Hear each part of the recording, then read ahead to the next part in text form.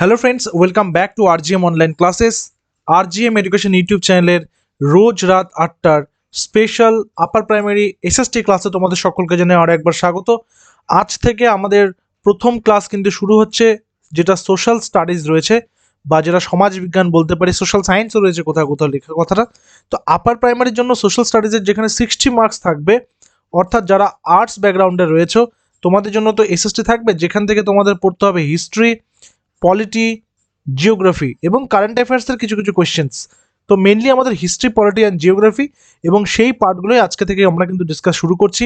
তোমাদের প্রত্যেকের, তোমরা যে যে ব্যাচে রয়েছো তোমাদের প্রত্যেকের ব্যাচে কিন্তু এই সেকশনসগুলোকে আমাদের কমপ্লিট হয়ে গেছে। আমাদের chapter wise notes, chapter wise classes complete হয়ে গেছে, এবং তারপর তোমাদেরকে কিন্তু সেখানে দেওয়া হয়েছে এমসিকিউ এবং ওয়ান লাইনের নোটসগুলো, ঠিক আছে? তো আমাদের দরকার কার কতটা পড়াশোনা হয়েছে বাড়িতে সেগুলোর প্র্যাকটিস দরকার। তো সেই প্র্যাকটিসের উদ্দেশ্যে কিন্তু আমাদের আজকে থেকে ক্লাসটা শুরু হলো, এসএসটি ক্লাস। এছাড়াও তোমরা আপার প্রাইমারি টেটের জন্য কিন্তু সন্ধ্যা 7টা থেকে চাইল্ড ডেভেলপমেন্ট পেডাগজির ক্লাসটা পেয়ে যাচ্ছ, কারণ পেডাগজি প্রত্যেকটা সেকশনই থাকবে, সেটা এসএসটি হোক, সেটা সায়েন্স হোক, সেটা ম্যাথস হোক, সেটা বাংলা হোক, ইংরেজি হোক বা সিজিপি হোক, ঠিক আছে? তো তোমরা 7টার ক্লাসটা করবে এবং 8টার ক্লাসটা অবশ্যই করবে আপার প্রাইমারির জন্য যারা প্রিপারেশন নিচ্ছ। তো যেহেতু প্রথম সেট আমাদের, এবং আমরা এখানে কিভাবে সাজিয়েছি, প্রথমে পলিটির question, followed by history and then followed by geography, ঠিক আছে? তো সবার প্রথমে আমাদের ইন্ডিয়ান পলিটি থেকে কি কি প্রশ্ন রয়েছে দেখো।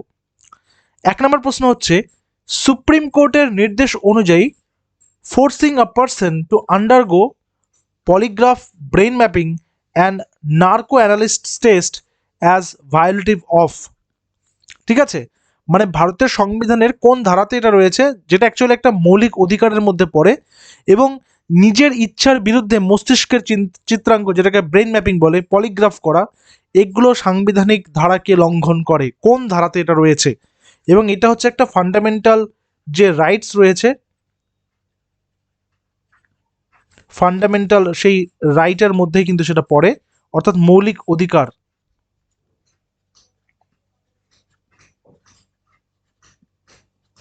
তো এখানে সঠিক উত্তর হবে অপশন নাম্বার সি, ধারা নাম্বার 21 এবং ধারা নাম্বার 20 পার্ট 3টা। নেক্সট আসবো, ভারতের সংবিধানের কোন ধারায় ভারতীয় রাষ্ট্র সম্বন্ধে একটি কার্যকরী ব্যাখ্যা দান করা হয়েছে, যেখানে রাষ্ট্রের অন্তর্গত সমস্ত সংস্থাকে রাষ্ট্রের অন্তর্ভুক্ত করা হয়েছে, এবং যেখানে রাষ্ট্রের যে গুরুত্ব, সেই গুরুত্বটাকে প্রকাশ করা হয়েছে খুব ভালোভাবে। এখানে রাষ্ট্র বলতে স্টেট এইভাবে উল্লেখ করা রয়েছে, স্টেট, স্টেট মানে রাজ্য নয়, এখানে স্টেট বলতে কিন্তু রাষ্ট্রটাকে বোঝানো হয়েছে। তো সঠিক উত্তর কি হবে? সঠিক উত্তর অপশন নাম্বার সি, 12 নম্বর ধারায়। এবং এখানেই কিন্তু সংজ্ঞাটা প্রদান দেওয়া হয়েছে, বা রাষ্ট্রের সংজ্ঞা, রাষ্ট্র অ্যাকচুয়ালি কি, স্টেট অ্যাকচুয়ালি কি, সেটাকে বিস্তারিতভাবে বলা হয়েছে। যেহেতু আজকে পলিটির প্রথম কোয়েশ্চেন, তো একদম বেসিক থেকে কিন্তু আলোচনা শুরু করছি, ধীরে ধীরে আমরা কিন্তু আরও অভ্যন্তরে প্রবেশ করব। প্রতিদিন 8টা থেকে ক্লাসটা তোমাদের জন্য থাকবে। ভারতীয় সংবিধানের কোন ধারায় সর্বপ্রকার অস্পষ্টতার অবলুপ্তি ঘটানোর কথা হয়েছে, বা সব রকমের অস্পষ্টতার অবলুপ্তি হয়েছে? এখানে হচ্ছে একটু আমাদের স্পেলিংটা আমাদের একটু ঠিক করতে হবে, এটা অস্পষ্টতা নয়, এটা অস্পৃশ্যতা লিখবে, আনটাচেবিলিটি।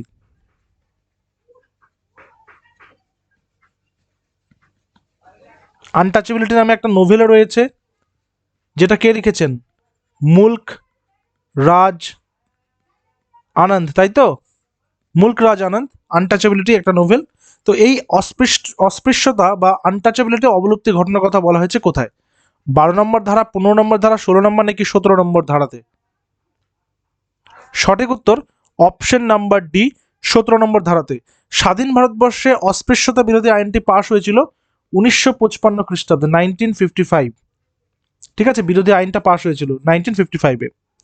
এরপরে আসবো, ভারতীয় সংবিধানের কোন ধারায় নাগরিকদের বাক স্বাধীনতার অধিকার অলঙ্ঘিত করা হয়েছে, বা অলঙ্ঘনীয় সেটা বলা হয়েছে? অর্থাৎ এক কথা যেটা বলতে চেয়েছে, যে কোন ধারাতে বাক স্বাধীনতার কথা বলা হয়েছে। এটা কিন্তু ফান্ডামেন্টাল রাইটসের মধ্যে একটা অংশের মধ্যে পড়ে যায়, সেটা হচ্ছে 19-এর এ, আর্টিকেল নাম্বার 19, ঠিক আছে?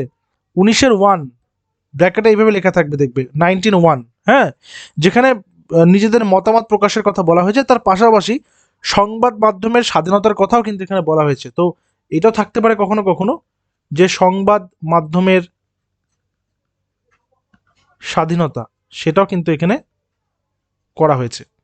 এরপর ভারতীয় সংবিধানের কোন ধারায় বলা হয়েছে যে কিছু সীমাবদ্ধতার মধ্যে প্রত্যেক ধর্মীয় সত্তার ধর্মীয় এবং সমাজ সেবামূলক কাজের জন্য প্রতিষ্ঠান গড়ে তোলা এবং পরিচালনা করার অধিকার থাকবে? ভারতীয় সংবিধানের কোন ধারায় বলা হয়েছে সেটা, যে কিছু সীমাবদ্ধতার মধ্যে প্রত্যেক ধর্মীয় সত্তার ধর্মীয় এবং সমাজ সেবামূলক কাজের জন্য প্রতিষ্ঠান গড়ে তোলা এবং পরিচালনা করার অধিকার থাকবে, যেটাকে ধর্মীয় স্বাধীনতার অধিকারের অংশ হিসেবে ধরা হয়ে থাকে। তোমরা বুঝতেই পারছো এটা কিন্তু ফান্ডামেন্টাল রাইটস থেকে নেওয়া হয়েছে, ধর্মীয় স্বাধীনতার অধিকার। সঠিক উত্তর অপশন নাম্বার সি, 26 নম্বর ধারা অনুযায়ী। এখানে ধর্মীয় দান, তারপর বিভিন্ন রকমের স্থাপন, রক্ষণাবেক্ষণ এবং নিজ ধর্মের বিভিন্ন কার্যকলাপ পরিচালনা, স্থাবর অস্থাবর সম্পত্তি এবং সেগুলো পরিচালনা করার যে অধিকার সেটা কিন্তু এখানে দেওয়া হয়েছে। আচ্ছা, আমরা পলিটির পর হিস্ট্রি থেকে কিছু কোয়েশ্চেন ডিসকাস করব, ভারতের ইতিহাস থেকে কিছু প্রশ্ন আমরা ডিসকাস করব এবং আমরা একদম ইনিশিয়াল স্টেজ থেকে শুরু করেছি। ক্লাস 6-এর যে বই আছে, ক্লাস 6-এর বই থেকে ক্লাস 10-এর বই পর্যন্ত ইতিহাস কিন্তু আমরা করব। আপার প্রাইমারি গতবারের যে প্রশ্নপত্র তোমরা দেখলে বুঝতে পারবে, সেখানে এই টেক্সট বুকগুলো থেকেই কিন্তু কোয়েশ্চেন দেওয়া হয়েছে। তো আজকের সেটের প্রথম প্রশ্ন রয়েছে হিস্ট্রি থেকে, সেটা হচ্ছে আদি ঋক বৈদিক যুগে কোন দুটি প্রতিনিধিত্বমূলক সমাবেশের নাম পাওয়া যায়? দেখো, ঋক বৈদিক যুগকে দুটা ভাগে ভাগ করা হয়, একটা আদি ঋক বৈদিক যুগ, একটা হচ্ছে পরবর্তী বৈদিক যুগ। ঠিক আছে, পরবর্তী বৈদিক যুগ যেখানে সামবেদ, যজুর্বেদ এবং অথর্ববেদ, এই তিনটা বেদের কথাই কিন্তু সেখানে রয়েছে। অর্থাৎ ঋক বৈদিক যুগটা হচ্ছে আদি বৈদিক যুগ এবং পরবর্তী বৈদিক যুগ হচ্ছে সামবেদের যুগ, যজুর্বেদের যুগ এবং অথর্ববেদের যুগ। এবার আদি ঋক বৈদিক যুগে সমাজে কোন দুটি প্রতিনিধিত্বমূলক সমাবেশের নাম পাওয়া যায়? সঠিক উত্তর সমিতি ও সঙ্গম, অপশন নাম্বার সি। ঠিক আছে, অ্যাকচুয়ালি তোমরা দেখবে সভা এবং সমিতির কথা সেখানে বলা রয়েছে, যে সভা সমিতি, কিন্তু কোথাও কোথাও সমিতি সঙ্গম থাকে। তোমরা অপশনটা দেখবে, যদি সভা সমিতি থাকে একসাথে তাহলে সেই হিসাবে তোমরা অপশন নাম্বার ডিটাকে অ্যান্সার করবে। ঠিক আছে, নেক্সটে আসবো, নিম্নলিখিত স্থানগুলির মধ্যে কোথায় ভারতীয় উপমহাদেশের প্রাচীনতম কৃষিকাজের প্রমাণ পাওয়া যায়? অর্থাৎ এই যে ইন্ডাস ভ্যালি সিভিলাইজেশন তৈরি হয়েছিল, এই সভ্যতার মধ্যে কোন এলাকায়, সেখানে তো জায়গায় আলাদা আলাদা ভাগ ছিল, আলাদা আলাদা নাম ছিল, তার মধ্যে কোথায় প্রাচীনতম কৃষিকাজের প্রমাণ মিলেছিল? সঠিক উত্তর অপশন নাম্বার বি, মেহেরগড়। এবার এই সম্পর্কে কিছু তথ্য তোমাদেরকে দিয়ে রাখি। 1974, ঠিক আছে, 1974 খ্রিস্টাব্দ সময়টা, যখন জাঁ ফ্রাসোয়া জারিজ, তোমরা দেখবে এরকম নাম তো থাকবে, জাঁ ফ্রাসোয়া জারিজ নামক প্রত্নতত্ত্ববিদ, তিনি কি করলেন? তিনি মেহেরগড় সভ্যতা আবিষ্কার করলেন, যেটা কোথায় রয়েছে? বর্তমান পাকিস্তানের বালুচিস্তানে। ঠিক আছে, বালুচিস্তানে অবস্থিত রয়েছে এবং এটা সিন্ধু নদ পর্যন্ত বিস্তৃত ছিল এবং মেহেরগড়েই প্রথম কৃষিকাজের নমুনা পাওয়া যায়। এখান থেকে তোমাদের জন্য একটা হোমওয়ার্ক, সেটা হচ্ছে প্রথম তারা কোন ফসল চাষ করত, নিচে তোমরা হোমওয়ার্কটা নিচে কিন্তু কমেন্ট সেকশনে অবশ্যই জানাবে। এরপরের প্রশ্ন, বোঘাজকাই গুরুত্বপূর্ণ কারণ। এই জায়গাটা এশিয়া এবং তিব্বতের মধ্যে গুরুত্বপূর্ণ বাণিজ্যিক ঘাঁটি ছিল, এশিয়া তিব্বতের। এটি আদি বৈদিক সাহিত্য এখানে রচিত হয়। এখানে প্রাপ্ত লেখমালায় বৈদিক দেবদেবীর নামের উল্লেখ রয়েছে, কোনোটিই সঠিক নয়। বোঘজখাই কেন গুরুত্বপূর্ণ? সঠিক উত্তর, এখানকার যে প্রাপ্ত লিপি রয়েছে সেখান থেকে দেবদেবীর বা বৈদিক দেবদেবীর নাম পাওয়া গিয়েছে। এরপর উল্লিখিত ভাষ্যগুলোর মধ্যে সিন্ধু সভ্যতা সম্পর্কে কোনটি সঠিক? এখানে যেটা ভাষ্য রয়েছে তার মধ্যে সিন্ধু সভ্যতা সম্পর্কে কোনটা কারেক্ট? হরপ্পা ও মহেঞ্জোদারো উভয় কেন্দ্রই রাভি নদীর তীরে। ঠিক আছে, রাভি নদীর তীরে অবস্থিত ছিল। চানহুদারো চানহুদারো ও কালীবঙ্গান উভয় বর্তমান রাজস্থানের সীমানার মধ্যে রয়েছে। সুরততাদা ও ধোলাভিরা উভয় গুজরাটের কচ্ছ এলাকায় অবস্থিত। লোথাল কেন্দ্রটি নর্মদা নদীর ধারে অবস্থিত। কোনটা সঠিক? সঠিক উত্তর হরপ্পা এবং মহেঞ্জোদারো সিন্ধু নদের উপনদী রাভি, এই রাভি নদীর তীরে অবস্থিত। রাভি মানে কি, যেটাকে বাংলায় আমরা কি নদী বলে থাকি? রাভিকে আমরা বাংলায় বলে থাকি ইরাবতী। তাহলে পাঁচটা যে উপনদী রয়েছে সিন্ধু, সেটা কি কি? বিতস্তা, চন্দ্রভাগা, ইরাবতী, বিপাশা ও শতদ্রু, তাই তো? আচ্ছা, এবার দেখো, এই যে মহেঞ্জোদারো নাম আমরা এক্ষুনি দেখলাম, এখানে মহেঞ্জোদারোটা কোথায় রয়েছে? সিন্ধু নদের নিকটবর্তী এলাকায়। চানহুদারোটাও সিন্ধু নদের নিকটবর্তী এলাকায়। কিন্তু কালীবঙ্গান যখন আমরা যাব, কালীবঙ্গান সেখানে দেখবো ঘরঘরা নদী পাবো। আবার ঘরঘরার যুদ্ধও রয়েছে এরপরে, আমরা পরবর্তীকালে সেটাকেও ধরবো। লোথাল হচ্ছে ভোগাবর নদ, এবং লোথাল গুজরাতে রয়েছে, এবং লোথাল ছিল হচ্ছে একটা কি, একটা বন্দর বা পোর্ট। ঠিক আছে, এই ছোট ছোট বিষয়গুলো কিন্তু জানতে হবে। আচ্ছা, এবার দেখি হরপ্পা কোন রাজ্যে রয়েছে বর্তমান? বর্তমান পাকিস্তানে রয়েছে, পাকিস্তানের পাঞ্জাবে। ঠিক আছে, মহেঞ্জোদারো কোথায় রয়েছে? মহেঞ্জোদারোটাও কিন্তু পাকিস্তানে রয়েছে। চানহুদারোটাও বর্তমান পাকিস্তানে রয়েছে। আচ্ছা, চলে আসি কালীবঙ্গানে। কালীবঙ্গান রয়েছে রাজস্থান, আমাদের ভারতবর্ষের রাজস্থানে রয়েছে। সুরকোতাদা রয়েছে কোথায়? গুজরাট। ঠিক আছে, ধোলাভিরা কোথায় রয়েছে? ধোলাভিরাও রয়েছে গুজরাটে। এখানে গুজরাটটাকে পয়েন্টিং করে দিচ্ছি। আর লোথাল কোথায় রয়েছে? লোথালটাও রয়েছে গুজরাটে। ঠিক আছে, তো এরকম প্রশ্ন আসতে পারে যে কোনটা বর্তমানে কোন রাজ্যে অবস্থিত, সেই বিষয়গুলো। নিম্নে উল্লেখিত কোন স্থানটিতে ভারতীয় উপমহাদেশের প্রাচীনতম কৃষিকাজের সাক্ষ্য মেলে?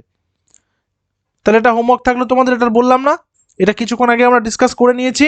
এটা অ্যান্সার তোমরা করবে, কে কতটা মন দিয়ে ক্লাস করছো সেটা বুঝতে পারবো তাহলে। নিম্নলিখিত হরপ্পা প্রত্নতত্ত্ব বা প্রত্নস্থানগুলির মধ্যে কোনটি গুজরাটে অবস্থিত নয়? কিছুক্ষণ আগে আলোচনা করলাম না, সুরকোতাদা কোথায় অবস্থিত? গুজরাট। লোথাল গুজরাট। ধোলাভিরা গুজরাট। তাহলে অবস্থিত নয় কোনটি? বাওয়ালি। So option number D, বাওয়ালি। বাওয়ালি কোথায় রয়েছে? বর্তমান হরিয়ানাতে। ঠিক আছে, এটা বর্তমান হরিয়ানায় অবস্থিত রয়েছে। আচ্ছা, পরবর্তী প্রশ্নে যাওয়ার আগে তোমাদেরকে একটু জানিয়ে রাখি, আমাদের আরজিএম এডুকেশনের সম্পূর্ণ তত্ত্বাবধানে তোমাদের জন্য কিন্তু একটি খুবই ইম্পর্টেন্ট একটা ইনফরমেশন রয়েছে। সেটা হচ্ছে আমাদের একটা বুস্টার ব্যাচ শুরু হচ্ছে আপার প্রাইমারির, যেটা মার্চ 2026 পরীক্ষা পর্যন্ত এই ক্লাস কিন্তু চলবে। এবং এইখানে আমাদের ক্লাস শুরু হচ্ছে আগামী 15ই ডিসেম্বর থেকে। এবং এখানে তোমরা পাচ্ছ সিডিপি, বেঙ্গলি, ইংলিশ, আর্টসের জন্য এসএসটি, সায়েন্সের জন্য সায়েন্স অ্যান্ড ম্যাথস, এই প্রত্যেকটা। তার পাশাপাশি কারেন্ট অ্যাফেয়ার্স 2023 থেকে শুরু করে 2024 এবং 2025 সম্পূর্ণ কারেন্ট অ্যাফেয়ার্স তোমরা কিন্তু সেখানে পেয়ে যাচ্ছ, উইথ স্ট্যাটিক জিকে। প্রত্যেকটা সাবজেক্ট থাকবে বিস্তারিত ক্লাস, এবং তার পাশাপাশি পিডিএফ নোটস, এবং রয়েছে মক টেস্টের ব্যবস্থাও। এবং আজ থেকে কিন্তু ভর্তি আমাদের শুরু হয়েছে। প্রথম 100 জনের জন্য বিশেষ ছাড় রয়েছে, অর্থাৎ ফিজ 999 নয়, প্রথম 100 জনের জন্য বিশেষ অফার হচ্ছে 799, অর্থাৎ এখানে কিন্তু 20% ডিসকাউন্ট রয়েছে। তার জন্য কি করতে হবে? আমাদের অফিসিয়াল যে হোয়াটসঅ্যাপ নম্বর রয়েছে 9564345236, এই নম্বরে তোমরা হোয়াটসঅ্যাপ করবে। কি লিখে? RGM100, এই কুপন কোডটা লিখবে RGM100, তাহলে তোমাদেরকে কিন্তু ব্যাচের সেই অফারটা তোমরা পেয়ে যাবে, এবং তোমরা কিন্তু অ্যাডমিশনটা করে নিতে পারবে। আমাদের ভর্তি প্রক্রিয়া শুরু হয়েছে, 14ই ডিসেম্বর পর্যন্ত চলবে। 100 জন অ্যাডমিশন হয়ে গেলে তখন কিন্তু অফারটা শেষ হয়ে যাবে। তো তোমরা যারা যারা ভাবছো অ্যাডমিশন নেবে, এবং যারা যারা ভাবছো সিরিয়াসলি তোমরা এই কোর্সে তোমরা এনরোল করতে চাইছো এবং ভালোভাবে আপার প্রাইমারি এক্সামটা দিতে চাইছো, অবশ্যই যোগাযোগ করে নেবে আমাদের হোয়াটসঅ্যাপে। পরের নাম্বারে দেখি, পরের নাম্বারে রয়েছে রাজস্থানে অবস্থিত হরপ্পা সভ্যতার নিদর্শন কোনটি? রাজস্থানে কোনটা রয়েছে? মহেঞ্জোদারো কোথায় অবস্থিত? পাকিস্তান।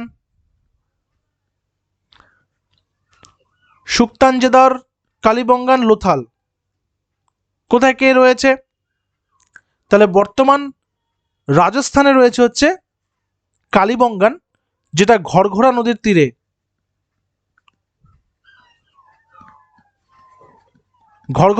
অবস্থিত রয়েছে, তাই তো। এবং 1960 খ্রিস্টাব্দে 1960 খ্রিস্টাব্দে বি কে থাপার, তোমরা নামটা দেখে রাখবে, বি কে থাপার এটা কিন্তু আবিষ্কার করেছেন, কালীবঙ্গান আবিষ্কার করেছিলেন। নেক্সট চলে আসি নাম্বার 13। হরপ্পা কোন অঞ্চল বা হরপ্পার কোন অঞ্চল ধান চাষের সঙ্গে যুক্ত? দেখো কিছুক্ষণ আগে আমরা জানলাম প্রথম কৃষিকাজ, তাই তো। এবার বলতে হবে কোন অঞ্চল ধান চাষের সঙ্গে যুক্ত। এই কোয়েশ্চেন্সগুলো আসে, আমরা সুলতানি যুগ খুব ভালোভাবে পড়ে যাই, মুঘল যুগ পড়ে যাই, তারপর আমরা ব্রিটিশ পিরিয়ড পড়ে যাই, ইন্ডিয়ান ন্যাশনাল মুভমেন্ট পড়ে যাই, সেখান থেকে প্রশ্ন আসলে পারি। কিন্তু যখনই এই এনশিয়েন্ট পিরিয়ড থেকে প্রশ্ন আসে তখনই আমরা হকচকিয়ে যাই। তো এই পার্টগুলো ভালো করে পড়তে হবে। হরপ্পার কোন অঞ্চল ধান চাষের সঙ্গে যুক্ত?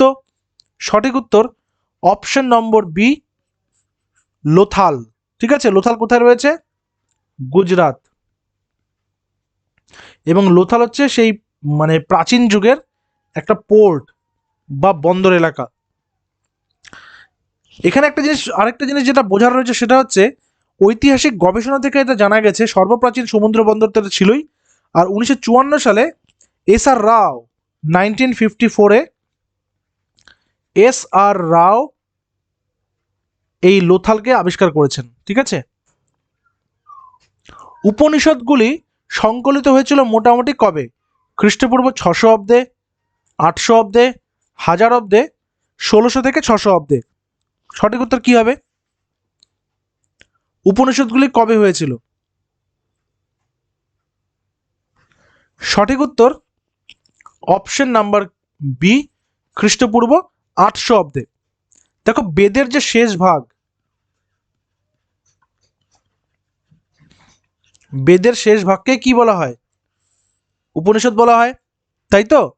তো এই জন্য উপনিষদের অপর নাম কি বলতো? বেদান্ত। কেন? বেদ যোগ অন্ত, সেই জন্য বেদান্ত। বৈদিক সাহিত্যের এই বিভাগটা 800 থেকে 300 খ্রিস্টপূর্বাব্দে, অ্যাকচুয়ালি 800 শুরু হয়েছে এখানে, 800 থেকে 300 বিসি মানে বিফোর ক্রাইস্ট, যে বিফোর ক্রিস্ট এরিয়া যেটা, সেই সময় কিন্তু হয়েছিল। এটা কার মত অনুসারে? Stephen Phillis. আমরা যে কোনো তথ্য যখন পড়ি তখন সেটা কারো না কারো থিওরি থেকে সেটা পড়ি। তো এটা স্টিফেন ফিলিসের তত্ত্ব বা অভিমত অনুসারে এই উপনিষদগুলো কিন্তু 800 থেকে 300 বিসির মধ্যে লেখা হয়েছিল।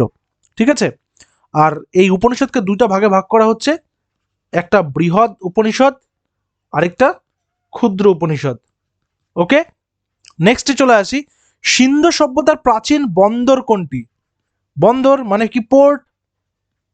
আর বলতে হবে এটা অ্যান্সার, তোমরাই করো তাহলে। হোমওয়ার্ক থাকলে এটা কমেন্ট সেকশনে জানাবে। ঠিক আছে, হরপ্পা, লোথাল, ধোলাভিরা নাকি সুরকোটাডা? কখন মাদ্রাজ রাজ্যটি আনুষ্ঠানিকভাবে তামিলনাড়ু হিসেবে নামকরণ করা হয়? দেখবে এখনো যদি কোনো বয়স্ক মানুষের সঙ্গে কথা হয় তারা তামিলনাড়ু বলে না, তারা কিন্তু বলে মাদ্রাজ। এবং ব্রিটিশ আমলে এই মাদ্রাজে কিন্তু একটা প্রেসিডেন্সি ছিল, মাদ্রাজ প্রেসিডেন্সি। মাদ্রাজে ইউনিভার্সিটি ছিল, মাদ্রাজে হাইকোর্ট ছিল। ঠিক আছে, তিনটা প্রেসিডেন্সি, তিনটা ইউনিভার্সিটি, তিনটা হাইকোর্ট। কে কে? ক্যালকাটা, মাদ্রাজ আর বোম্বে। তো কখন মাদ্রাজ রাজ্যটি আনুষ্ঠানিকভাবে তামিলনাড়ু হিসেবে নামকরণ করা হয়েছে? বলো কি হবে সঠিক উত্তর?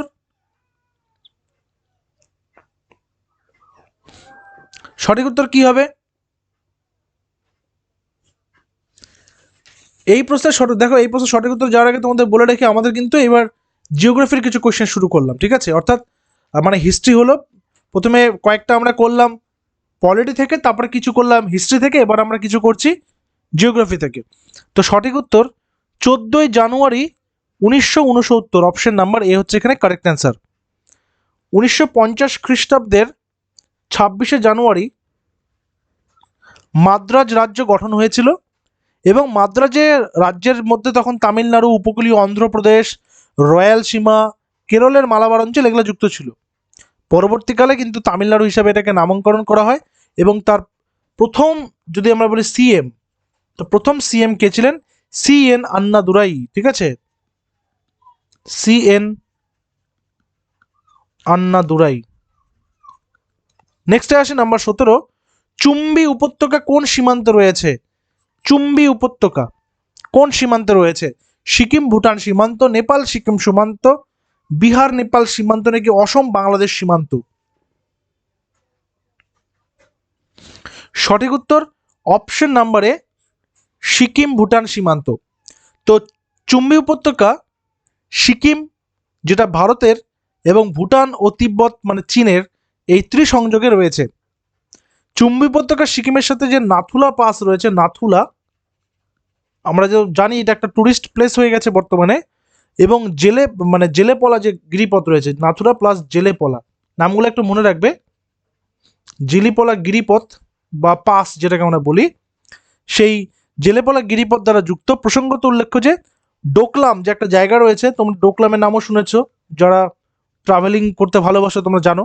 ডোকলাম হচ্ছে একটি মালভূমি উপত্যকা, যার উত্তরে চীন চুম্বি উপত্যকা এবং পূর্বে ভুটানের হা ভ্যালি, যেটাকে আমরা বলি হা ভ্যালি, এই হা ভ্যালিও সেখানে রয়েছে। তেলেঙ্গানা একটি পূর্ণ রাজ্য হিসেবে আত্মপ্রকাশ করে কবে? সবার আগে জানতে হবে তেলেঙ্গানা কোন রাজ্য থেকে বেরিয়েছে। সেটা বেরিয়েছে অন্ধ্রপ্রদেশ থেকে। অন্ধ্রপ্রদেশের আগে ক্যাপিটাল কি ছিল, রাজধানী কি ছিল? হায়দ্রাবাদ, তাই তো। এবার যখন তেলেঙ্গানা একটা নতুন রাজ্য হয়ে যাচ্ছে, তখন এই হায়দ্রাবাদটা পুরোটাই তেলেঙ্গানা টেরিটরির মধ্যে চলে আসছে। তাহলে স্বভাবতই তেলেঙ্গানার ক্যাপিটাল হায়দ্রাবাদ হচ্ছে। তো এই অন্ধ্রপ্রদেশ, কিন্তু অন্ধ্রপ্রদেশ হায়দ্রাবাদ থেকেই কন্ট্রোল হচ্ছিল, বাট পরবর্তীকালে অন্ধ্রপ্রদেশেরও নিজস্ব একটা কিন্তু রাজধানী হয়ে যায়, সেটা হচ্ছে অমরাবতী।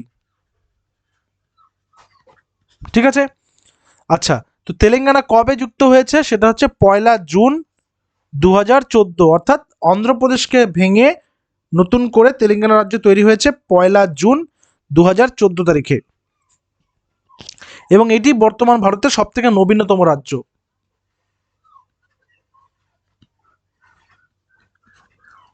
নেক্সট নম্বর 19, নিম্নলিখিত কোন রাজ্যের মধ্যে দিয়ে কর্কট ক্রান্তি রেখা অতিক্রম করেনি?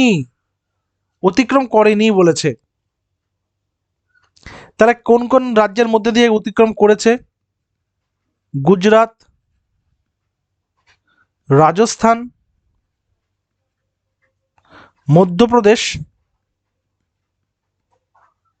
ছত্তিশগড়, ঝাড়খণ্ড, পশ্চিমবঙ্গ, ত্রিপুরা, মিজোরাম। একটা প্রবাদ আছে না, কর্কট মিত্র গামছা পরা ছাড়লো। কর্কট মিত্র গামছা পরা ছাড়লো। এই মিত্র হচ্ছে, মি হচ্ছে মিজোরাম, ত্রি হচ্ছে ত্রিপুরা, গা হচ্ছে গুজরাট, ঠিক আছে, ম হচ্ছে মধ্যপ্রদেশ, ছ হচ্ছে ছত্তিশগড়, প হচ্ছে পশ্চিমবঙ্গ। ঠিক আছে, এইভাবে করে কিন্তু মনে রাখা যায়। তো তার মানে কোনটা নেই এখানে? কে নেই? নেই হচ্ছে উড়িষ্যা, অপশন নাম্বার সি। কর্কট ক্রান্তি রেখা মানে হচ্ছে 23.5 ডিগ্রি কি উত্তর, তাই তো, ট্রপিক অফ ক্যান্সার। সিকিম ভারতের পূর্ণাঙ্গ রাজ্য ঘোষিত হয় কবে? 1985, 75, 65 নাকি 1875? সিকিম ভারতের পূর্ণাঙ্গ রাজ্য কবে হয়েছে? সঠিক উত্তর 1975 খ্রিস্টাব্দে। 1975 খ্রিস্টাব্দের 16 মে সিকিম ভারতীয় সংবিধানের যে 36তম অ্যামেন্ডমেন্ট ছিল, 36th সংশোধনী, যেটা এই 36তম সংশোধনীর মাধ্যমে ভারতের রাজ্য হিসেবে যোগদান করে, এবং সেটা ছিল তখনকার 22তম রাজ্য ভারতবর্ষের। নেক্সট আসি নাম্বার 21, নবগঠিত অন্ধ্রপ্রদেশের রাজ্যের রাজধানী হলো কোনটি? নবগঠিত, বর্তমান আমাদেরকে কিন্তু 2025-এর পরিপ্রেক্ষিতে বলতে হবে। ঠিক আছে, সঠিক উত্তর হচ্ছে Amaravati, option number A, Amaravati. এরপরে আসবো পৃথিবীর মোট স্থলভাগের অংশ হিসেবে ভারতের ভাগ কত? আমরা যদি দেখি পৃথিবীর তো এই ধরে নাও 25% মতন ল্যান্ড আছে না, এই অংশটাকে যদি আমি 100% ধরি তাহলে এই 100%-এর মধ্যে ইন্ডিয়ার কত শেয়ার রয়েছে? 2.4, 2.8, 3.2, 3.6। সঠিক উত্তর অপশন নম্বরে 2.4%। ঠিক আছে। আর যদি মোট আয়তনের বলা হতো, মোট আয়তনের, মোট স্থলভাগের নয়, মোট আয়তনের, তখন আমরা করতাম 0.57, মানে হাফ ভাগ, মাত্র হাফ, একেরও কম। ঠিক আছে। নেক্সট আসবো, দ্রাঘিমা হিসেবে পূর্বতম প্রান্তে অবস্থিত ভারতের রাজ্যটি হলো। দ্রাঘিমা কি? আমরা যখন একটা কাল্পনিকভাবে একটা টানি তখন এটা কি? এটা হচ্ছে মূল মধ্যরেখা, তাই না? তাহলে এই মূল মধ্যরেখার সঙ্গে যেগুলো প্যারালাল, যেগুলো অর্ধবৃত্তাকার রেখা রয়েছে, সেগুলোকে আমরা কি বলবো? দ্রাঘিমা রেখা। এই দ্রাঘিমা হিসাবে তাহলে এইটা হচ্ছে পূর্ব দিক, ডান দিকটা পূর্ব দিক, উপরটা হচ্ছে উত্তর দিক, এটা দক্ষিণ দিক, এটা হচ্ছে পশ্চিম দিক, তাই তো? তাহলে দ্রাঘিমার বিচারে আমাদের এইটা হচ্ছে ইকুয়েটর। তাহলে দ্রাঘিমার বিচারে পূর্বতম রাজ্য মানে এই দিকের রাজ্যটা, ভারতবর্ষের সব থেকে ডান দিকের রাজ্যটা ম্যাপের হিসাবে বলছি কোনটা? মিজোরাম, মণিপুর, নাগাল্যান্ড, অরুণাচল প্রদেশ। সঠিক উত্তর option number D, Arunachal Pradesh, যেটা 97°25' পূর্ব দ্রাঘিমাতে অবস্থিত। নেক্সট আসি নাম্বার 24, জনসংখ্যার হিসেবে পৃথিবীতে ভারত দ্বিতীয় স্থান, কিন্তু আয়তনের হিসাবে ভারতের স্থান কত? যদিও এরপর সেন্সাস যখন হবে তখন এই দ্বিতীয় স্থানটা নিয়ে একটা সংশয় থাকবে, এটা হয়তো প্রথম হয়ে যেতে পারে। ঠিক আছে, পরবর্তী যে সেন্সাসটা হবে, পরবর্তী যে জনগণনাটা হবে, বা যেটাকে কি বলা হয়, আদমশুমারি।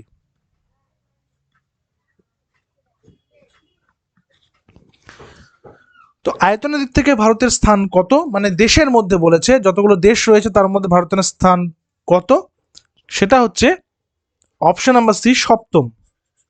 সবার উপরে রয়েছে রাশিয়ান ফেডারেশন, তারপর কানাডা, আমেরিকা যুক্তরাষ্ট্র, চীন, ব্রাজিল, অস্ট্রেলিয়া, তারপরে আসছে ভারত। এবং আজকে সেটার শেষ প্রশ্ন, আন্দামান ও নিকোবর দ্বীপপুঞ্জ 1944 খ্রিস্টাব্দে অস্থায়ী আজাদ হিন্দ সরকারের অধীনে প্রথম ভারতীয় স্বাধীনতা প্রাপ্ত ভূখণ্ডের পুনর্নামকরণ হয়েছিল। 1944-এ যখন টেনশন চলছে, খুব টেনশন চলছে চারিদিকে, তখন আন্দামান এবং নিকোবর দ্বীপপুঞ্জকে আজাদ হিন্দ বাহিনী, ঠিক আছে, নেতাজি সুভাষচন্দ্রের নির্দেশে অবশ্যই, সেই আজাদ হিন্দ বাহিনী একটা সরকার তৈরি করে, অস্থায়ী সরকার, এবং তারা কি করে, আন্দামান নিকোবর আইল্যান্ডকে দখল করে সে দুটোর নাম কি দিয়েছিল? শহীদ ভূমি, শহীদ ও স্বরাজ দ্বীপ, আজাদ হিন্দুস্তান, নাকি জয় হিন্দ দ্বীপ? সঠিক উত্তর কি হবে? সঠিক উত্তর হবে শহীদ ও স্বরাজ দ্বীপ, অপশন নাম্বার বি। তারা শুধু সেটাকে দখলই করেননি, তার পাশাপাশি সেখানকার যত ইংরেজরা ছিলেন সেই ইংরেজদেরকে সেম ট্রিটমেন্ট দেওয়া হয়, যেই ট্রিটমেন্টটা সেই ইংরেজরা কি করতো, ভারতের স্বাধীনতা সংগ্রামীদেরকে ওখানে নিয়ে গিয়ে সেলুলার জেলের মধ্যে নিয়ে গিয়ে যে পরিমাণ কষ্ট এবং অত্যাচারটা করতো, সেম পরিমাণ কষ্ট অত্যাচার কিন্তু তাদেরকে ফিরিয়ে দেওয়া হয়েছিল ব্রিটিশদেরকে। ঠিক আছে, তো এটা ছিল আমাদের আজকের সেটের শেষ প্রশ্ন। তো আমাদের একটা হোমওয়ার্কও রয়েছে, বর্তমানের বলতে হবে ভারতের দক্ষিণতম বিন্দু, মূল ভূখণ্ড কিন্তু আমি বলিনি, দক্ষিণতম বিন্দু কোনটি, নিচে কমেন্ট করে জানাবে। এবং ভিডিও ডেসক্রিপশনে সমস্ত ডিটেলস কিন্তু আমাদের রয়েছে আপার প্রাইমারি ব্যাচের, তোমরা সেই ব্যাচে জয়েন হয়ে যাবে। আমাদের 16 তারিখ থেকে কিন্তু ক্লাস শুরু হচ্ছে, 15 তারিখ থেকে ইনফ্যাক্ট। দেখা হচ্ছে পরবর্তী ক্লাসে। Till then stay connected with RGM education YouTube channel. Thank you very much.